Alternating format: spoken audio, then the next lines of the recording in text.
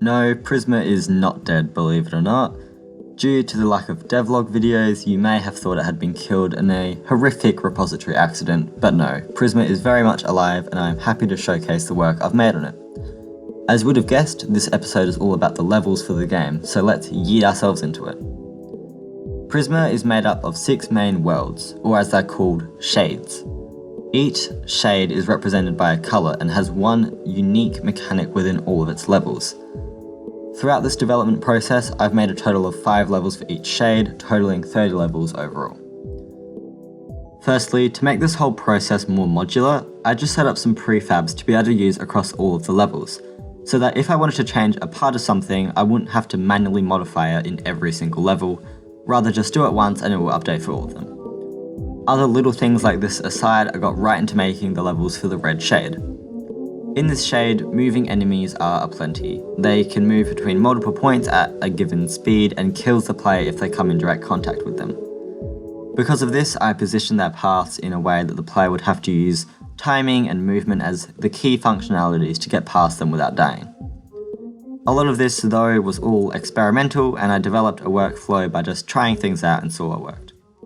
As I kept creating, though, I found the levels to be somewhat bland. I thought of a type of universal feature that could be used across all of the levels, and the idea of a key came to mind. In short, the player would have to collect all the keys before the ending portal, I guess, was opened. If the player died, these keys would reappear in the same spot and would have to be collected again. This served as a mandatory challenge for the player and also a guide where the player must go. In some of the levels there aren't any keys at all and the portal will just be open to them at the start. In the orange shade, these shooting blocks blast out deadly bullets in a straight line. I tried to set up some maneuvers where the player would have to use mostly timing to get through, just sneaking past rows of bullets. Aside from this, I think this has some cool opportunities for levels where you need to run away from a chasing bullet or whatever, and I also used the keys a lot in this shade to get the player in dangerous spots where they could be shot by a bullet. The yellow shade consists of these small pickups that, when collected, will slowly decrease the scale of the player until it reaches 0, as a sort of a visual timer. Once the player is so small to be seen, it dies and is reset at full size as well as the pickups. The player isn't required to use all of the pickups, but much of the level design suggests and even forces the player to. I used some maze-like structures in the levels for this shade to make the players have to work more efficiently to not run out of time before reaching the end. The green shade's main feature are these moving walls. They glide effortlessly across any surface but will kill the player once touched. I also set up a spawner for these to be able to continually send out walls in a direction. I think that overall this added some diversity to the gameplay that it needed from the rest.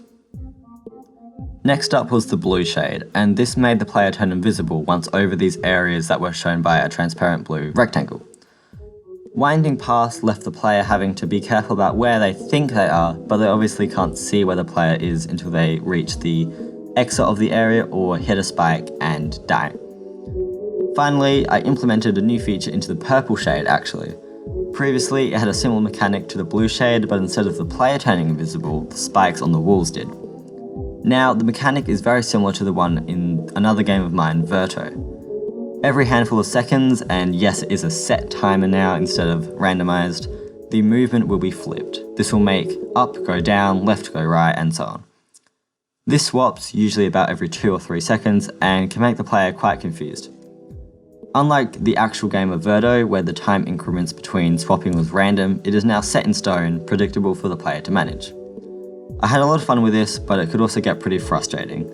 That is Prisma for you. So, that's it for the levels. I'll be making the other levels off of camera when I can, but don't expect many videos on those ones. Sorry that this devlog took so long, just have a lot of school projects on at the moment, and still more to come. Please leave your feedback and ideas below in the comments or on the Discord. I really do love hearing them. That's all for this episode. Bye. Hey everyone, thanks so much for watching the video. Make sure to like and subscribe and do all the cool things. See ya.